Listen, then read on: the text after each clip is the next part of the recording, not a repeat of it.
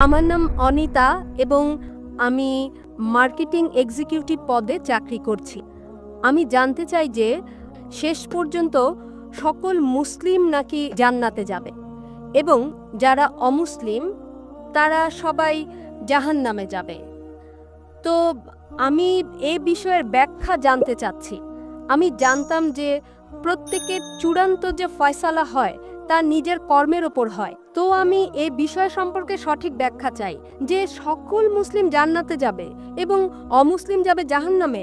যদি সবাই তারা ভালো কাজ করে, যদি অমুসলিম ভালো কাজ করে, তাহলে কেন তারা জাহান্নামে যাবে? বোন সুন্দর প্রশ্ন করেছেন যে ওনার এক বান্ধবী বলেছেন যে যারা মুসলমান তারা আখিরাতে জান্নাতে যাবে, অমুসলিমরা যাবে দোজখে।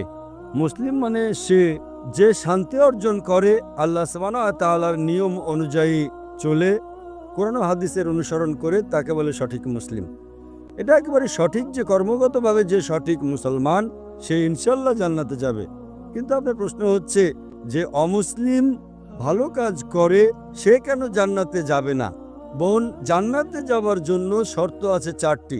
যখন আমি আমার 10ম শ্রেণী পাশ করি, আমি সেন্ট পিটার্স স্কুল থেকে পাশ করি। যখন আমি আইসিএসসিতে ছিলাম 10ম শ্রেণীতে, তখন পরীক্ষাতে আমার 6টি আবশ্যকীয় বিষয় ছিল: ইংরেজি, গণিত, বিজ্ঞান, ভূগোল, ইতিহাস, হিন্দি। 6টি বিষয় আবশ্যকীয়। 6টি বিষয় পাশ করাটা জরুরি ছিল। একইভাবে মানুষকে জান্নাতে যেতে হলে 4টি শর্ত রয়েছে। তা লেখা আছে সূরা আল আসরে, সূরা নম্বর 103, আয়াত নম্বর 1, 2, 3, যাতে আল্লাহ তাআলা বলেন, ওয়াল আস ইন্নাল ইনসানা লাফি খুসর ইল্লা আল্লাযিনা আমানু ওয়া আমিলুস সলিহাতি ওয়া তাওয়াসাউ বিল হক ওয়া তাওয়াসাউ বিস সাবর। আল্লাহ সুবহানাহু ওয়া তাআলা শপথ করছেন সময়ের, আসরের। নিশ্চয়ই মানুষ ক্ষতিগ্রস্ত, শুধু তারা যারা 4টি বিষয়ে সাফল্য লাভ করে তারা ক্ষতিগ্রস্ত নয়। আর সে 4টি বিষয়: ঈমান, নেক আমল, মানুষকে সত্যের উপদেশ দেওয়া ও ধৈর্যের উপদেশ দেওয়া। যেমন ধরেন, যদি আমি অঙ্ক, ইংরেজি, ইতিহাস, ভূগোল, বিজ্ঞানে 99% নাম্বার পাই, 99%, এবং হিন্দি বিষয়ে শুধু আমি 10% পাই এবং পাশের নম্বর 40% হয়, পাশের জন্য 40 নম্বর প্রয়োজন। যদি একটা বিষয়ে আমি হিন্দিতে 10% নাম্বার পাই এবং বাকি 5টা বিষয়ে 99% নাম্বার পাই, তখন কি আমি 10ম শ্রেণী পাশ করতে পারবো কি না? বোন, আমি আপনাকে জিজ্ঞেস করছি, আমি 10ম শ্রেণী পাশ করতে পারবো কি পারবো না? এক বিষয়ে 10%, অন্য 5টা বিষয়ে 99%, আমি 10ম শ্রেণী পাশ করতে পারবো কি পারবো না? জি না। না। কেন?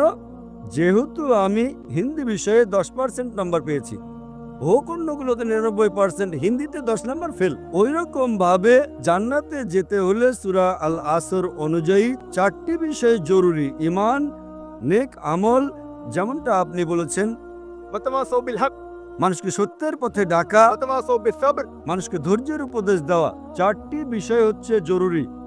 এই 4টি বিষয়ের মধ্যে যদি একটিও বাদ চলে যায়, বিদ্যমান না থাকে, যদি আপনি একটি বিষয় ফেল করে থাকেন, আপনি জান্নাতে যেতে পারবেন না। যদি আপনি বলেন যে আপনি খুব ভালো মানুষ, আমলের দিকে আপনি খুব ভালো আমল করেন, ধরে নিলাম যে আপনি 99 নাম্বার পেয়েছেন আমলে, কিন্তু ঈমানে তো ফেল করেছেন। আপনি এটা মানেন না যে আল্লাহ এক এবং মুহাম্মদ সাল্লাল্লাহু আলাইহি ওয়াসাল্লাম শেষ পয়গম্বর, যা সকল ধর্মগ্রন্থের মধ্যে লেখা আছে। তো আপনি ঈমানে ফেল। আপনি যতই নেক কাজ করেন, 99% নাম্বার পান, 100 নাম্বার পান বাকি 3টা অংশে, কিন্তু ঈমানে ফেল হলে তো আপনি জান্নাতে যেতে পারবেন না। এই একইভাবে যদি কোনো মানুষ হয় নামে মুসলমান, ভালো কাজ করে না, নেক আমল করে না, ওয়া তাওয়াসাউ বিল হক, আহ্বান করছে না লোকদের, সত্যের পথে ডাকছে না, কিংবা মানুষকে ধৈর্যের উপদেশ দিচ্ছে না, শুধু নামে মুসলমান, মোহাম্মদ, সুলতান, জাকির, আব্দুল্লাহ, তো সে জান্নাতে যাবে না।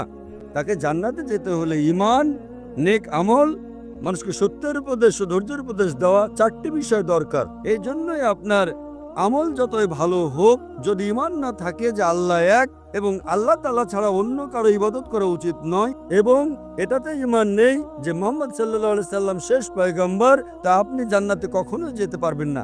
বোন, আপনি কি আমার উত্তরে সন্তুষ্ট হয়েছেন? জি হ্যাঁ, ধন্যবাদ ব্যাখ্যার জন্যে।